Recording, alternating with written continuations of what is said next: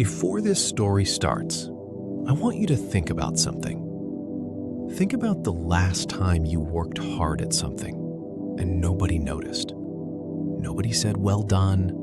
Nobody saw the effort. And you had to decide whether to keep going anyway. This story is about what happens when you do.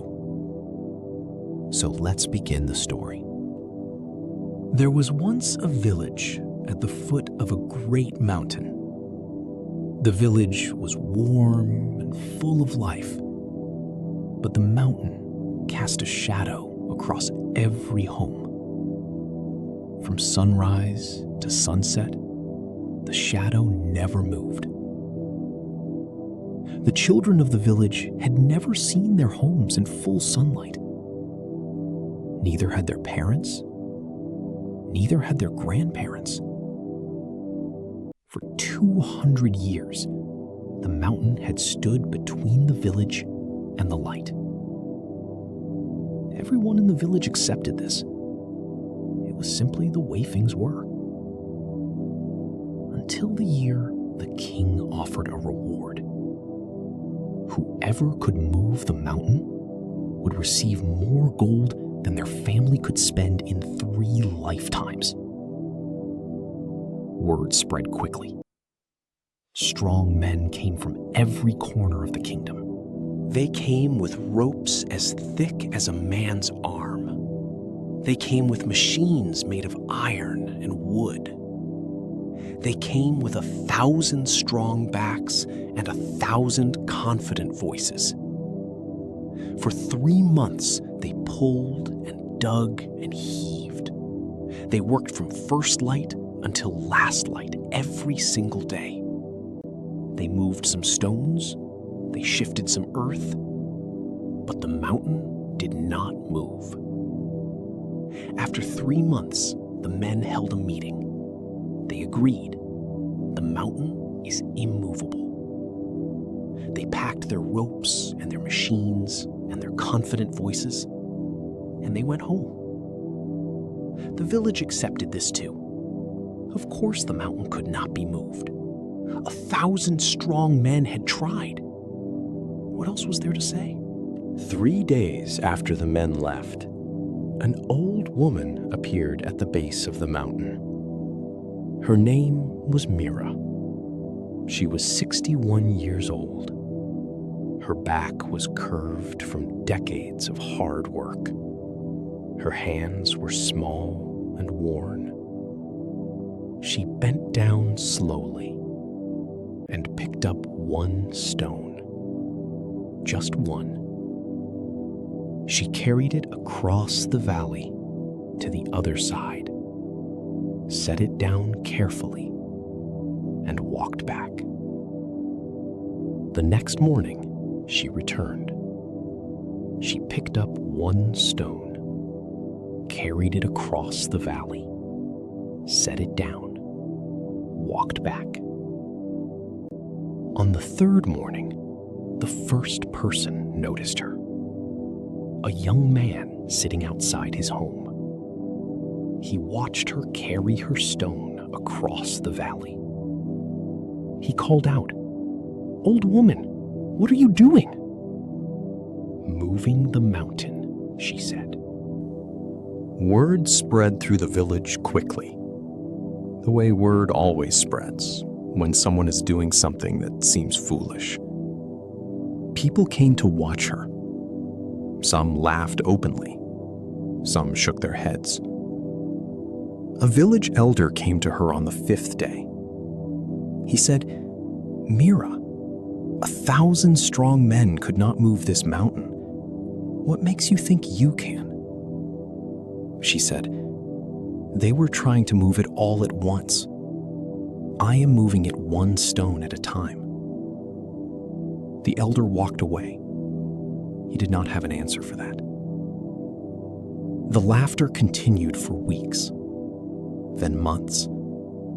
Then something strange happened. People stopped laughing, not because they believed she could do it, but because she simply kept going. Every morning, without exception. One stone, carried across the valley, set down carefully, walked back. The seasons changed. Spring became summer, became autumn, became winter. Mira carried her stone. 5 years passed. The mountain looked exactly the same. But on the other side of the valley, a small pile of stones had begun to grow.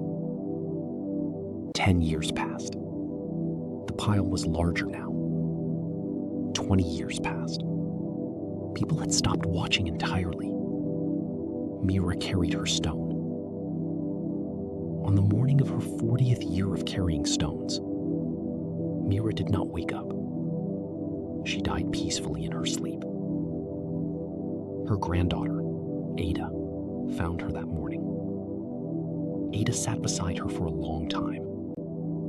Then she stood up, walked to the base of the mountain, bent down slowly, and picked up one stone. Ada carried stones for 30 years. Her daughter Lena carried stones after her. Lena's children helped when they were old enough. Then Lena's grandchildren. 3 generations of the same family. The same mountain, the same valley, the same one stone per day. Nobody in the village paid much attention anymore. It had simply become something that family did. Until one morning in early spring, 196 years after Mira had first picked up a stone, a child ran through the village screaming. Not from fear, from something else entirely. The child was screaming because the sun had reached the village square. For the first time in 200 years, the village was standing in full sunlight. People came out of their homes slowly. They stood in the light and did not speak. Some of them wept. Some of them simply stood with their faces turned upward, feeling something their grandparents had never felt, and their grandparents before them. Their faces warm for the first time. Nobody remembered Mira's name. The village had no record of her. No statue, no plaque, no story passed down. Just a path of stones across the valley that nobody could explain.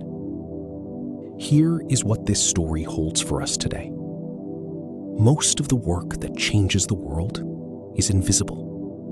It is done quietly, without recognition, without applause, by people who do not wait to be noticed before they continue, by people who understand something most of us do not, that the stone you carry today, and the stone you carry tomorrow, and the stone you carry every day after that, are building something you may never live to see. Do it anyway. Not for the recognition, not for the reward, not even for the result. Do it because every stone matters, even the ones nobody sees you carry. Thank you for being here today. If this story found you at the right moment, share it with someone who is quietly doing the work that nobody notices. Leave a comment below with one word. I read every single one. Subscribe to Tales Studio Stories for a new wisdom tale every week. Stories that slow you down and remind you that your quiet work matters more than you know. Until next time, pick up one stone.